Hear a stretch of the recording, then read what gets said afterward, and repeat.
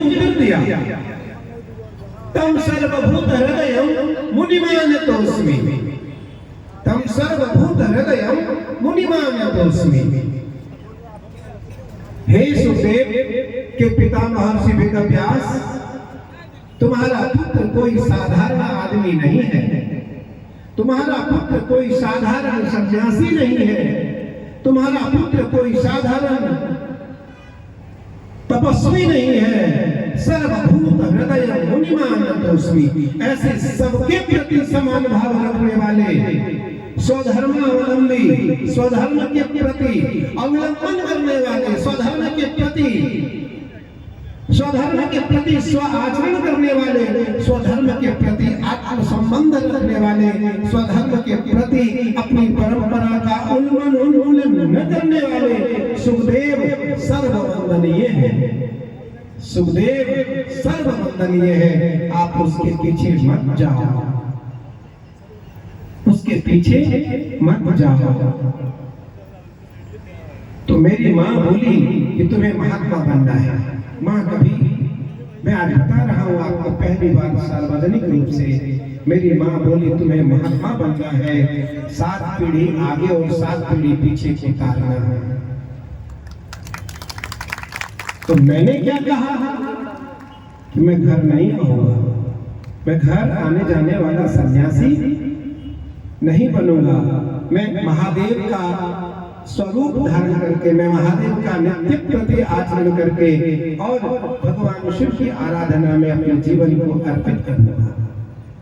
आज मुझे वैद्यनाथ धाम में जब मैं अभिषेक करके बैठा था, सभी ब्राह्मण पंडा परिवार मेरे साथ बैठे थे। सबने कहा कि वो सिमुलताना का जो पहाड़ है वो बेलपत्र का पहाड़ है।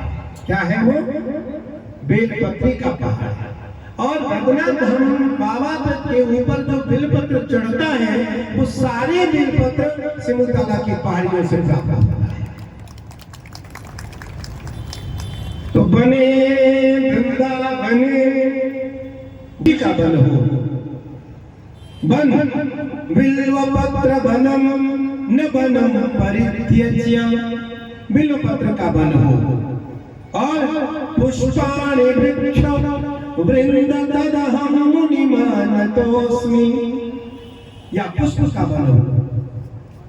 उस वन का परमात्मा कभी त्याग नहीं करते। वृंदावनम परित्यज्य पादमेकं न गच्छति, वृंदावनम परित्यज्य पादमेकं न गच्छति। भगवान कभी भी वृंदावन का त्याग एक पल के लिए भी नहीं करते। और भगवान राम कहते हैं सबरी को जब नवधा भक्ति बताते हैं, सबरी दीनहीन भाव से राम का चिंतन मतंग ऋषि के आज्ञानुसार कर रही थी कि तुम्हारे घर राम आएंगे, तुम नारायण की सेवा में, राम की सेवा में लग जाओ, तुम्हारे घर राम एक दिन जरूर आएंगे। तो योग लगन ग्रह वार तिथि, आज सबरी को नवधा भक्ति का उपदेश करता है। देखो, मैं तो संस्कृत का छात्र था और वेद पुराण न्याय दर्शन प्रस्थान त्रयी गीता भागवत हमने सब याद किए, लेकिन मुझे रामचरितमानस ग्राह्य है, क्योंकि महादेव ने रामचरितमानस को लिखा और रचि महेश निज मानस राखा, पाई सुसमय सिंहासन भाखा। भगवान रामचरितमानस की रचना करते हैं और अपने हृदय में रखते हैं, और पाई सुसमय सिंहासन भाखा। भगवान राम का जब उत्तम समय भगवान शिव को दिखाई पड़ा तो राम कथा को भगवान शिव ने माँ उमा को श्रवण कराया। आज पहले यहाँ बारिश हुई, बारिश के बाद निर्भय थोड़ा दुखी भी हुआ, व्यथित भी हुआ, चिंतित भी हुआ। गाड़ी में था, बहुत बारिश हो रही है, मैंने कहा अच्छा यज्ञात् भवन्ति पर्जन्याः, गीता का वाक्य है यज्ञात् भवन्ति पर्जन्याः पर्जन्याद्यन्न संभवः। यज्ञ से वर्षा होती है, वर्षा से अन्न होते हैं और अन्न से भूत माता प्राणियों की रक्षा होती है। तो तुम जिस यज्ञ को करने जा रहे हो उस यज्ञ से पहले बारिश जरूर होगी।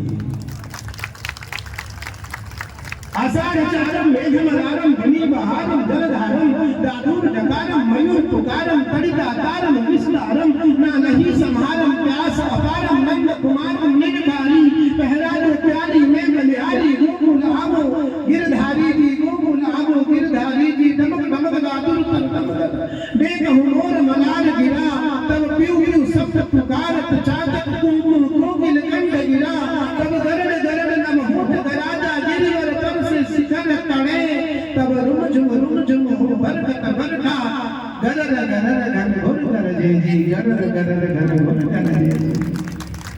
यज्ञात् भवन्ति पर्जन्याः। भगवान राम ऐसे आचार्यों के द्वारा यज्ञ हुआ, उस यज्ञ को पुत्रष्टि यज्ञ कहते हैं। पुत्रष्टि यज्ञ हुआ तो राम आए। जब इन्होंने मंत्र बोला हरि ओम पूर्णादपरापद सुपूर्णा पुनरापद वसनैव विक्रीणा वहाइखमोर्जगुं सदक्रदो देहि मे ददामि ते निवेदेहि निते ददे निहारञ्च हराति मे स्वाहा। इस मंत्र के द्वारा जब पूर्णाहुति हुई तो प्रगटे अग्नि चरु कर लीन है कि प्रगटे अग्नि चरु कर लीने। चरु किसको कहते हैं? खीर। खीर संस्कृत में वेद में उसको चरु कहते हैं और संस्कृत में उसे पायस कहते हैं। क्या कहते हैं उसे? पायस। तो प्रगटे अग्नि चरु कर लीन है। भगवान अग्निदेव प्रकट हुए स्वर्ण के पात्र में खीर को लेकर के और अर्ध भाग कौशल्या ही दीन्हा उभय भाग आधे कर दीन्हा। आधा कौशल्या को दे दिया गया और कौशल्या के देने के बाद जो आधा बचा उसको पुनः आधा दिया गया। आधा सुमित्रा को दिया गया, आधा कैकेयी को दिया गया। तो एक घड़ी आधी घड़ी आधी में पुनिया आधी तुलसी संगत साथ